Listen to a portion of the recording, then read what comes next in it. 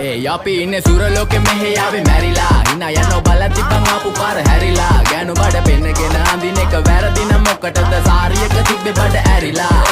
ඩෝංගල පතු වෙන්න ඕන් දැම්ම මාළුවන්ට පාන් දැම්ම වගේ ඇවිත් හාලයන්ට එන්නේ පහලයන්ට ඇවිත් අට වාලයන්ට අපි ගැව්වේ මොරන් නිසා පදිරි වෙන්නේ නෑනේ ඔය සාලයන්ට